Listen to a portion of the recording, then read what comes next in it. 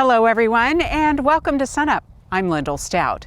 We finally saw some much needed and welcome rainfall this past week over many parts of the state that received well over an inch of rain. We'll have much more on how the rain may have impacted the drought coming up a little later in the Mesonet report. But first, we're taking a look at the progress of the wheat crop. Here's SUNUP's Curtis Hare and Dr. Amanda Silva, our Extension small grain specialist.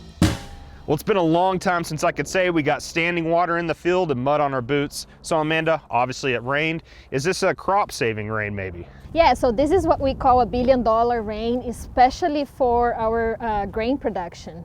As far as forage, it will definitely help to have this rain. When we look at all of our fields planted so far, none of them were planted into moisture except for two locations, so Chickasha and Apache.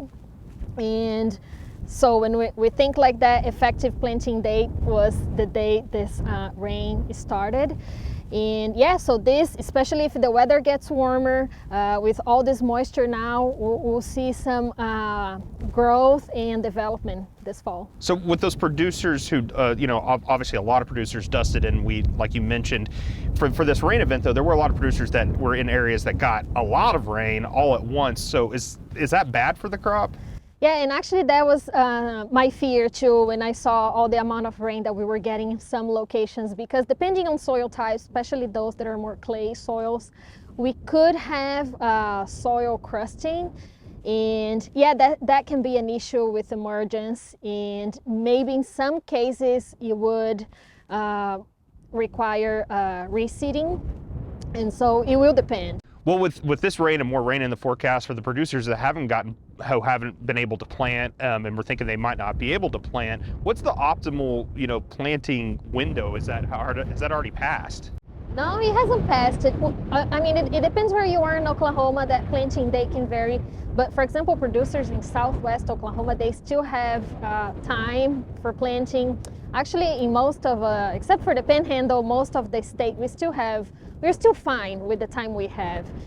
And here we are talking about grain production, of course. And so we do have studies looking at late planting day, looking for the adaptation for late planting especially. And that's actually what we are looking for in situations like this. That, for example, if we would get a lot of rain right now, and it would take us out of the field for a long time, pushing us to that end of November type of thing. So that's kind of the research that we are doing, that we have going on, just looking at management practices and varieties that could be adapted for that very late planting scenario. But right now, we are still good. We are just very thankful for this rain. That's really what we need at this stage.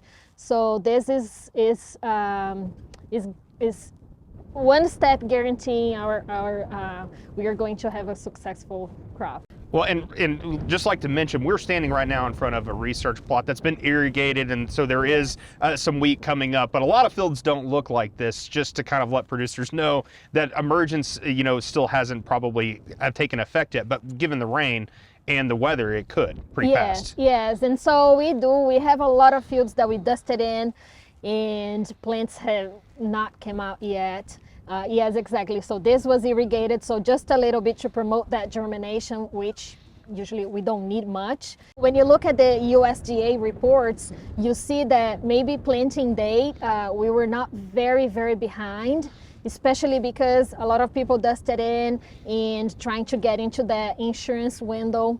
But when you look at emergence, we are really behind on that long-term average. And that is because we did not have any moisture at all to drive germination. And how does that impact things, like long-term for a producer's production?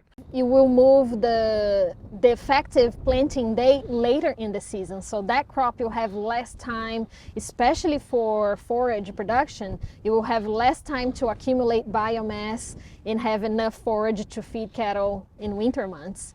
And so that is extremely important in dual purpose systems or forage only systems. All right, thanks, Amanda. We'll check back in with you in a few weeks. Dr. Amanda Silva, small grain specialist here at Oklahoma State University. And if you'd like some more information about what Amanda talked about, go to our website, sunup.okstate.edu.